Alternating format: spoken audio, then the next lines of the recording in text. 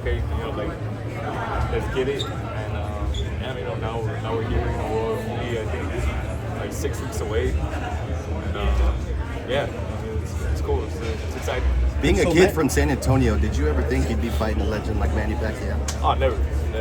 Like, I mean, right? Like those are fights you think about in your head as like a dream scenario. But yeah, no, it's crazy. Yeah, like being a brown kid from San Antonio. Now now facing Manny Pacquiao, defending my title. It's huge. Manny's in his late 40s. He's going into the Hall of Fame in a couple of weeks. What do you feel about the naysayers that are just saying Manny's too old to be in that ring and that he shouldn't be in that ring? Like I said, it's Manny's still Manny. He's a legend for a reason, and so I'm preparing as if I'm fighting a prime Manny. It's my job, just go in there and defend my title, and yeah, like I said, I'm expecting one of the best versions of Manny, regardless. Could you win me legacy? It'll be huge, man. And then just it's another step in my career. It's another step, to make those big fights. And yeah, man, like a name like Manny on my resume, it's huge. Could you ever see this happening to you years from now and staying around or coming back like that? Oh, hell no. I love boxing. I love what I do, but man, I don't think I'm gonna try to be even close to 40. Trying to get in there with these young guys. Mario, fighting a legend like Manny, a guy you probably grew up watching, do you have to mentally just make sure you don't show him too much respect in the fight? Yeah, I think that's the main thing. Go in there, don't let him get his rhythm going. Don't let I'm not gonna go in there, trying to take rounds off. Yeah, go in there, from round one, trying to work on our game plan. And it's just another fight for me. Can you be the fighter to retire him? I mean, maybe that's not what my goal is. Going in there, like I said, my goal is just to go in there, make sure I go back to San Antonio, still with the WBC strap, and whatever way that happens. Mario, is this comparable to Muhammad Ali versus Larry Holmes? People kind of held it against Larry Holmes for beating on Ali like that. Will you have that on your mind at all? Or do you plan in there and saying, I mean, this is Manny Pacquiao and this is a win, like you said, you envision it, but he is 46, so are your conscience kind of fighting that? Or? Nah, I mean, this business, man, it's kill or be killed in there. I mean, because I know he's not gonna feel sorry for me in there. So I mean, he wanted this fight. It's not as if after my last fight I called him out. This is the fight that he wanted, and yeah, so he wants it. So it's okay, man, it would be an honor, to step in there with the legend. But again, at the end of the day, I'm in there defending my title.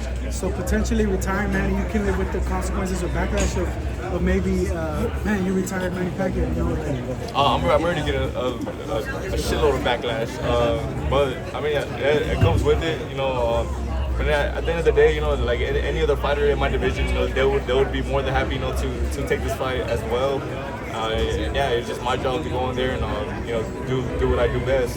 What do you take from the fact that he actually fits you? It's like your style fits him perfectly. What do you make of that? I don't know. I don't know if that's necessarily I can't think of the word. But yeah, no. Again, he asked for this fight. This is the fight that he wants. He feels my style it's perfect for him.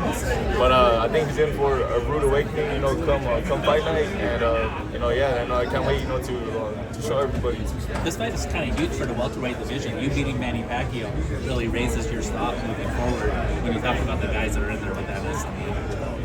Yeah, absolutely. But it's my job, go in there July 19th, make sure Pacquiao, he is victorious, he is successful. I know that's a big task at hand, but I have full confidence in my team, full confidence in my preparation right now and everything we're working on. And like you said, moving forward, giving go in there, handle business. It's only gonna make these next couple fights bigger. You, Bam, and Ramon are now a three-headed monster from San Antonio. Talk to us how y'all feed off each other. 2-0 shit. Yeah, man, we all grew up together. So man, it's beautiful, to see. All of us, up there at that top level. Me and Ramon, he was actually my last amateur fight, and man, like it was. Even then, I think we were like 17. Like that was a banger. So when he took his last fight, man, I was warning everybody about it. Like, bro, like Ramon can crack. Like he can crack. Like either way, if either way sleeps. Homie Bam, we grew up together since we were since I was like 12. He was younger, and yeah, man, he's unifying the same day, July 19th actually. Super happy for him, man. Super proud of everything he's done in his career, and even more proud of him as a father. Bro's a great dad, and yeah, man, I'm like. All right, guys. To be where all of us are, and all of us from San Antonio, it's huge, man. You're a 147 champion. Obviously, you're very respectful guy. There will be no punches, no pushing. You're a nice person. Manny's a nice person. Did it sink in that you're fighting Manny Pacquiao? Yeah. I mean, I think it sunk in a couple months ago when it was first brought up to me, and yeah. Now it's just counting down until fight time, and just did it with everything that comes with the fight. What are some of your favorite Manny Pacquiao moments as a boxer? I remember telling everybody there's been fights I've gone for Manny. There's been fights I've gone against him. I was a very huge Marquez fan, so I was always a big fan of all those fights, the whole back and forth, and then the way the fourth fight ended. Yeah, man, I don't know. There's so many fights of his that I have watched since I was literally since I was a kid. So now to be the one in there facing him, it's kind of like a full circle moment, and it's just crazy like being at this point in my career. Do you have a prediction for your fight with him? Yeah, with me still going back to San Antonio with the title. All right, guys, thank you. One more question. Mario. You now have the belt. Do you feel that you've been given the props and respect as the champion of 47? I don't know. I don't really concern myself with all that too much. I mean, it doesn't make me lose any sleep. I'm the champion for a reason. I got myself in that position in the first place, and it's just my job, to retain it, to defend it, and then keep building a legacy. Not only for me now, but for my daughter. So I can leave her with something better, than I had. You've been in the ring with Taken Thurman. Who hits harder? What was that? Who hits harder? Taken Thurman. Everybody cracks at this level, but I mean, I only touched the canvas in one of those fights, and there's a reason for that. Do you want your daughter to box? I do not. I want her to do anything else but boxing. All right, best of luck to you, Mario. We've seen guys like Caleb Plant become galvanized with fatherhood, become real hardened as a boxer, as an approach to fatherhood.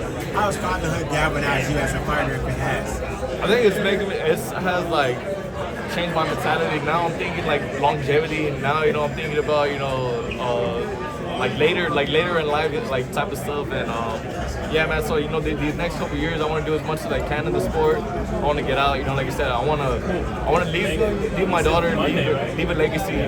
So my daughter can have growing up and everything, man. So it's definitely changed my mentality though. Cause I never thought about longevity, especially in this sport, how I do now. All right, guys.